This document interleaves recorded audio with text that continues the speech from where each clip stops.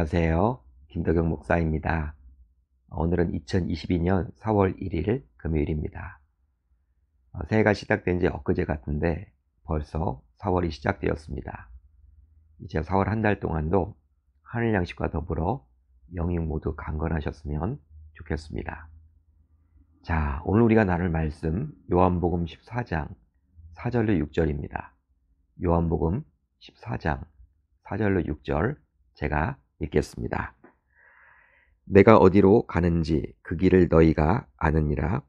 도마가 이르되 주여, 주께서 어디로 가시는지 우리가 알지 못하거늘 그 길을 어찌 알겠사옵나이까? 예수께서 이르시되 내가 곧 길이요 진리요 생명이니 나로 말미암지 않고는 아버지께로 올 자가 없느니라. 아멘. 하나님의 말씀입니다. 오늘은 이 말씀을 통해서 하나님께로 가는 한 길, 예수 그리스도, 하나님께로 가는 한 길, 예수 그리스도, 이란 제목으로 은혜를 잠시 나누겠습니다. 요한복음의 특징이 있는데 바로 다른 복음서와는 달리 예수님이 잡히시기 전날 밤 가룟 유다가 예수님을 팔러 나간 이후 예수님께서 제자들에게 하셨던 고별 설교가 기록되어 있다는 것입니다. 따라서 이 고별 설교, 일명 고별 강화는 제자들을 향한 우리 주님의 유언과도 같다라고 볼 수도 있겠죠. 왜냐하면 우리 주님의 입장에서는 이제 몇 시간 후면 십자가에 달려 죽게 되어 있기에 제자들이 남기고 싶은 유언이라고 볼 수도 있기 때문입니다. 고별 강화를 시작하면서 이제 우리 주님께서는 자신이 곧 떠나게 될 것이라고 공개적으로 선언을 하셨죠. 자, 요한복음 13장 33절을 보면 나오는데요. 너희가 나를 찾을 것이나 일찍이 내가 유대인들에게 너희는 내가 가는 곳에 올 수 없다고 말한 것과 같이 지금 너희에게도 이르노라. 아멘. 이런 예수님의 말씀에 제자들은 커다란 충격을 받게 되었습니다. 이유가 있는데요. 바로 자신들이 모든 것을 버리고 오직 주님을 3년 이상 따라다녔는데 이제 와서 자신들 곁을 주님께서 떠나신다고 하니 제자들의 입장에서는 너무나도 황당했기 때문입니다. 더욱이 그곳에 자신들이 따라갈 수도 없다라고 이야기를 하니 제자들은 한마디로 두려움과 멘붕으로 이러지도 못하고 저러지도 못한 처지였습니다. 결국 성격이 급했던 베드로는 이제 다음과 같이 예수님께 따지기까지 했죠. 베드로가 이르되 주여, 내가 지금은 어찌하여 따라갈 수 없나이까? 주를 위하여 내 목숨을 버리겠나이다. 하지만 주님께서는 이런 베드로의 용기 있는 말을 들었음에도 불구하고 베드로를 칭찬하지 않으시고 오히려 베드로가 자신을 3번씩이나 부인하게 될 것이라고 경고하셨습니다. 이런 베드로와의 대화를 듣고 있었던 제자들은 이제 앞날에 대한 두려움을 모두 가지게 되었는데요. 이유가 있다면 바로 예수님은 자신들을 떠나실 것이고 또 예수의 수제자였던 베드로조차 스승 예수를 배반할 것이라는 이야기를 직접 예수님에게서 들었기 때문입니다. 따라서 그들 모두 심란하다고 해야 할까요? 지금까지는 예수님께서 가시는 곳을 자신들은 따라다니기만 하면 되었어요. 하지만 이제 예수님께서 떠나시고 난 이후에는 자기들 스스로 제자로서의 사명을 친히 감당해야 했기 때문입니다. 이것은 마치 부모 품 안에서 편안하게 살다가 갑자기 부모님이 사고로 돌아가시는 바람에 홀로 남게 된 어린 아이들의 불안한 심정과 같다라고 해야 할까요? 그런데요, 이런 제자들에게 우리 주님은 다음과 같이 다소 따뜻하게 말씀해 주셨습니다. 그 내용이 바로 14장 1절이죠. 너희는 마음에 근심하지 말라. 하나님을 믿으니 또 나를 믿으라. 아멘. 그렇습니다. 주님은 제자들의 마음속에 두려움으로 인한 근심이 생겼음을 결코 모르지 않았습니다. 그러게 마음에 근심하지 말라고 신신당부를 하셨던 것이죠. 하지만 그냥 대안 없이 근심하지 말라고 말만 하신 것이 아니라 오직 믿음으로 이겨내라고 말씀하셨습니다. 하나님을 믿으니 또 나를 믿으라. 자, 예수님의 이 말씀을 보시면 예수님은 곧 자기 자신과 하나님을 동등한 자리에 놓으신 것임을 알 수 있습니다. 아마 어쩌면 예수님의 이 말씀을 아직까지도 제자들은 당시 온전히 이해했다라고 보기가 어렵겠죠. 왜냐하면 제자들 역시 유대인이었기에 유대적인 사고로는 예수님을 하나님이라고 생각하기 힘들었기 때문입니다. 물론 나중에 제자들은 예수님이 십자가에 달려 죽으시고 부활하시고 그 이후 오순절 성령을 받은 이후 승천하신 예수님이 곧 하나님이심을 알고 결국 복음을 위해서 죽기까지 헌신하게 되었죠. 자, 그렇다면 여러분들은 예수님이 곧 하나님이심을 믿습니까? 믿으십니까? 기독교 내에 대표적인 이단 중 여호와의 증인이 있습니다.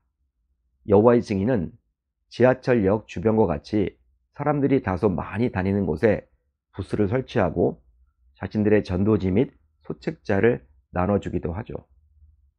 그렇게 해서 자신들의 도를 포교하는데요.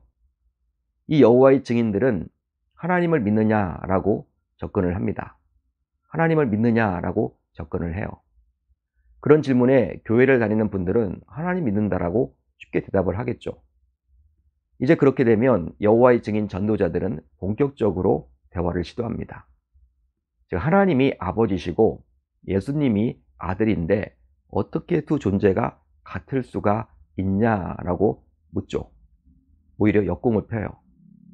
그러면서 예전에는 아버지와 아들이 겸상조차도 할 수 없었는데 어떻게 감히 창조주인 여호와 하나님과 그로부터 나온 아들이 같을 수가 있느냐라며 삼위일체 교리에 대한 반감을 이야기합니다. 하지만 오늘 말씀을 자세히 보세요. 오늘 말씀을 보시면 알 수 있듯이 예수님 스스로 하나님과 동등한 존재라고 말씀하셨습니다. 따라서 우리 신자들은 다음과 같이 고백할 수 있어야만 하겠죠. 바로 저는 하나님이신 예수 그리스도를 믿습니다 라고 고백할 수 있어야만 합니다. 그리야 하는 이유는 바로 유대교를 믿는 유대인들도 하나님을 믿는다라고 말하기 때문이죠. 하지만 우리는 하나님을 믿되 그 하나님이 바로 예수 그리스도이심을 믿는 것입니다. 그러게 저와 여러분들 모두 이제 앞으로 어느 누군가에게서 하나님을 믿으세요 라는 질문을 받게 되면 하나님이신 예수 그리스도를 믿습니다 라고 당당하게 고백할 수 있어야 할 줄로 믿습니다. 자, 그렇다면 눈에 보이지 않는 하나님께 우리 인간은 이제 어떻게 나아갈 수 있을까요? 첫사람 아담의 범죄함 이후로 우리 인간은 하나님과 단절되어서 하나님께 직접 나아갈 수 없게 되었습니다. 따라서 인간이 하나님께 나아가려면 하나님과 인간을 연결하는 중재자가 반드시 필요하다 할 수 있겠죠. 여러분, 일반적으로 신의 존재를 인정하지 않는 무신론자가 아니라 신의 존재를 인정하는 유신론자들은 나름 하나님의 존재를 인정하곤 합니다. 물론 우리 기독교가 믿는 하나님의 개념과 신의 존재를 인정하는 즉 고등 종교에서 믿는 하나님은 분명히 개념이 다르지만 타 종교인들은 자신들이 믿는 신을 가리켜서 포괄적으로 하나님이라고 여기곤 하죠. 그러다 보니 교회의 연합과 일치를 넘어 심지어 종교의 연합과 일치까지 주장하는 종교다원주의자들은 무엇을 믿든 궁극적으로 신, 즉 하나님께로 도달할 수 있다라는 주장을 펴니다. 그렇습니다. 그들이 주장하는 요지는 바로 부산에서 서울을 목적지로 삼아서 가게 될 경우 국도로 가든 하늘길로 가든 고속도로로 가든 철길을 통해서 가든 심지어 고속도로의 경우에도 여러 다양한 고속도로를 타고 갈 수 있기에 목적지는 서울에 도착만 하면 되기에 길은 여러 가지라고 말하곤 하죠. 따라서 종교다원주의자들은 이런 원리로 무엇을 믿든 믿기만 하면 하나님께 갈 수 있다라고 주장을 합니다. 그러기에 부처를 믿어도 마리아를 믿어도 브라반을 믿어도 공자를 믿어도 천지신명을 믿어도 예수를 믿어도 아무 상관이 없다라는 논리를 펴요. 그런데 이런 종교다원주의자들의 주장에 많은 사람들이 오히려 관심을 갖고 호의적으로 반응을 합니다. 이유가 있다면 그들은 연합과 일치를 주장하고 있고 하나님을 강조하기 때문이죠. 하지만 성경은 이런 종교 다원주의에 대해서 이제 어떻게 이야기를 할까요? 바로 다음의 말씀을 통해서 알 수 있는데요. 자, 오늘 말씀 6절을 볼까요? 이렇게 기록해 주고 있습니다. 예수께서 이르시되 내가 곧 길이요 진리요 생명이니 나로 말미암지 않고는 아버지께로 올 자가 없느니라. 아멘. 예수님께서는 자신이 곧 길이다, 진리다, 생명이라 라고 분명히 말씀하셨습니다.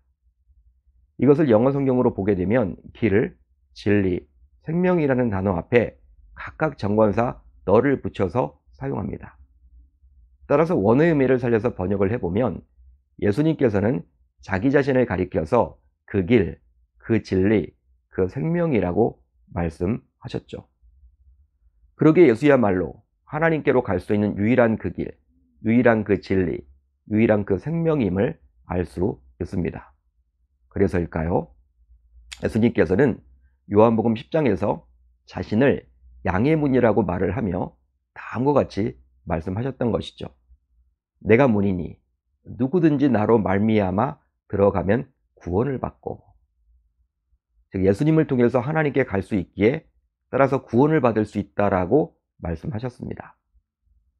따라서 이 세상에서는 종교 다원주의자들의 주장이 호응을 얻고 인기를 끌지만 우리 신자들은 오직 예수님만을 통해서 하나님께 갈 수 있기에 구원에 이를 수 있음을 분명히 기억할 수 있어야만 할 줄로 믿습니다. 그 이유는 바로 하나님의 말씀인 성경에 그렇게 나오기 때문이죠.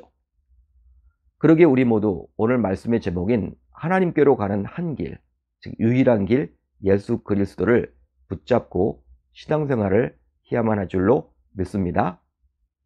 이제 사도행전 4장에 나오는 다음의 말씀을 끝으로 오늘 말씀을 마무리 짓도록 하겠습니다. 자, 사도행전 4장 12절을 볼까요? 이렇게 기록되어 있습니다. 다른 이로서는 구원을 받을 수 없나니 저는 사람 중에 구원을 받을 만한 다른 이름을 우리에게 주신 일이 없음이라 하였더라. 아멘. 자, 이제 오늘 우리 공동체가 함께 나눌 기도 제목인데요. 두 가지입니다. 오직 예수를 통해서만이 하나님께로 갈 수 있으며 구원을 받을 수 있음을 기억하고 믿게 하소서. 다음으로 서울 한 달 동안도 성령에 이끌려서 삶을 살게 하소서. 올 하루도 말씀을 붙잡고 기도하는 가운데 우리 주님의 세밀한 음성을 듣는 저와 여러분들이 모두 되셨으면 좋겠습니다.